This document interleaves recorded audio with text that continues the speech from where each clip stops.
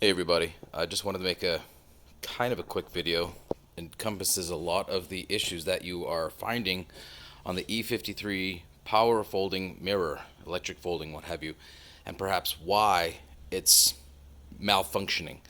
Two of the biggest ones are I put it in reverse, or sorry, I press the power fold button and it folds in and then folds back out right away, or I'm driving on the highway and they're floppy. So mine's obviously folded in right now. I just wanted to show you what's going to be happening here. I won't go in too much into the mechanism that actually rotates the mirror glass itself, but I will show you about it.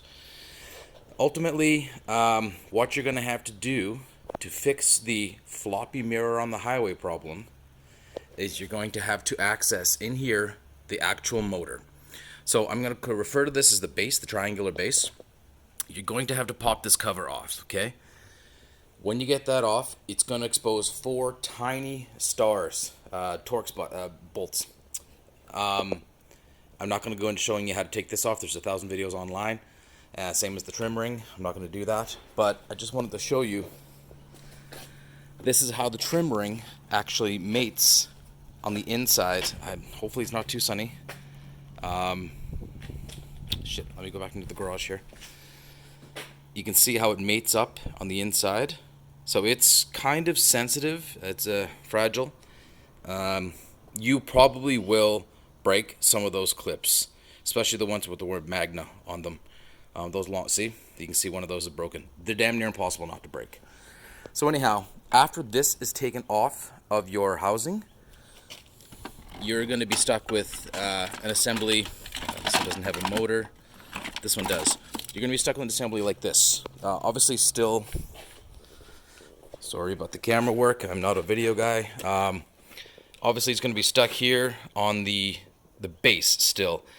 What you're going to want to do is access these four bolts here. See them down there? You're going to have to undo those to get this motor, which has the red and green wires, out of the entire assembly. You're also going to have to undo the 3 screws up top. Now I want you to be careful.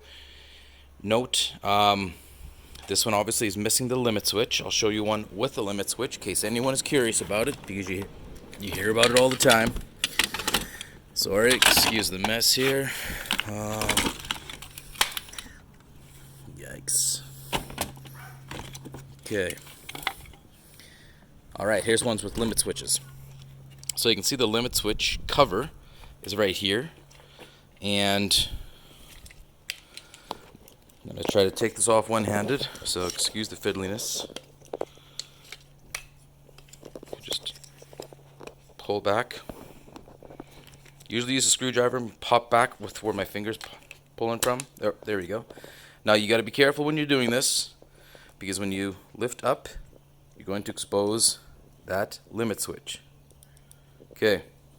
And as people usually know, the limit switch sits in that white indent. And there's 2.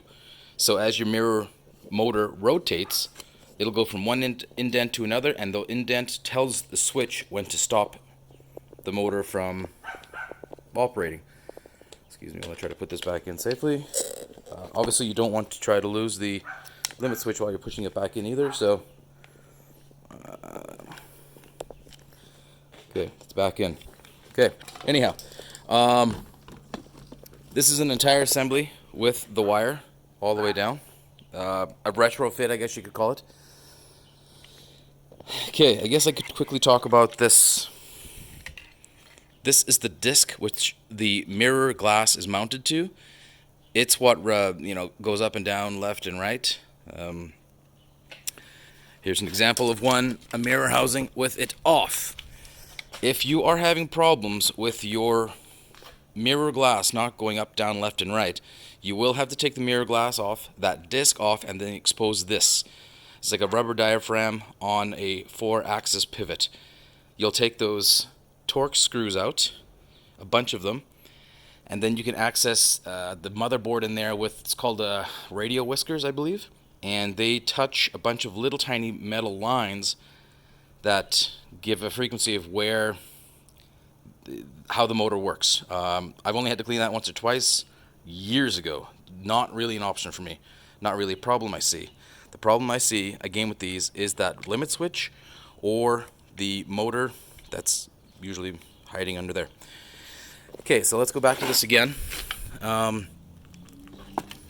Once you take top 3 screws off, like I said before, you can lift this mirror assembly off, and what you're left with, and again, I apologize for the random shakiness of the video here, but you will be stuck with this actual motor assembly on the inside of here, okay?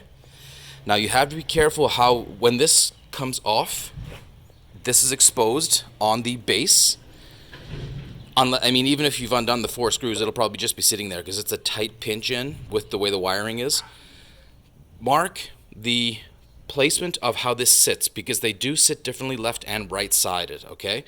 So what I usually do is, you'll see this finger here, I usually take a silver Sharpie and I draw a line on this, and I'll also draw a line, see, you can actually see it right there, just so it's a placement point, because you need to make sure you line it up properly when you go to reinstall it. If not, you will have lots of fun trying to figure it out.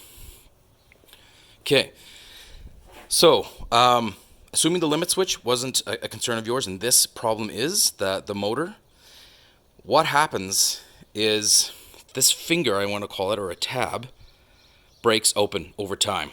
I'll show you a broken one. So you could see right here how the housing or the shell has started to crack open. What's causing that is, can you see that little silver pin back there underneath there by my thumbnail? What happens is that silver pin is actually a little nipple on a worm screw, and the worm screw is actually, I wish I had a motor fully apart. If you look down through here, you can actually see the red and green wires, and then the actual tiny little motor. The motor has a vertical spline going down, okay? It goes this way from the motor, and then in order to get the force out this way, it has a worm gear that connects with it, and over time, the worm gear, it pushes and pushes and pushes, and eventually it pushes against this housing so much, because that's what actually rotates. That worm gear is what rotates this motor on the mirror base. Technically this stays stationary, but this piece up here turns, and that's what's connected to the top mirror assembly. So therefore your mirror and the mirror glass rotate in towards your glass or out towards the street. But my point is, this pin here that's hiding underneath, and again, this is a good one, it eventually breaks through this thin, cheap metal. And when that happens, you have slop. So your mirror will just flop around. Your mirrors might function still for a few months afterwards, but eventually it will just stop functioning. It will stop folding inwards, period. And it will act as if the limit switch is missing, but in fact you'll find the limit switch is there. That's not the problem. It's this pin that breaks. So the catch is, you need to find, on eBay they're cheap, another assembly to replace this one with. The other catch I wanted to point out, this entire assembly is the exact same. The only differences between the left and right side are these white tops, okay? So just make note.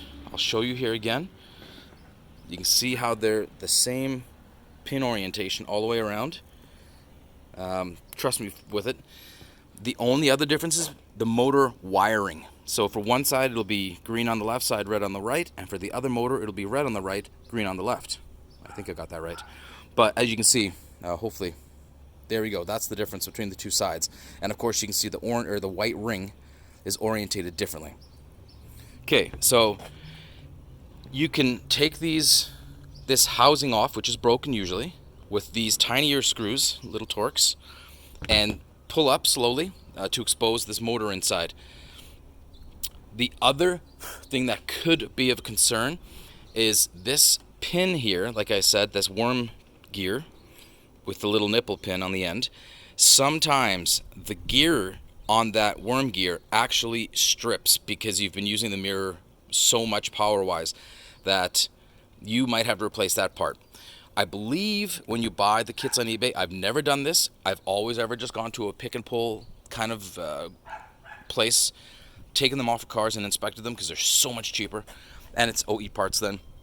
And they're almost always big good with me. But I believe eBay sells the entire kit. It has the worm gear, this housing, and a couple of other springs inside.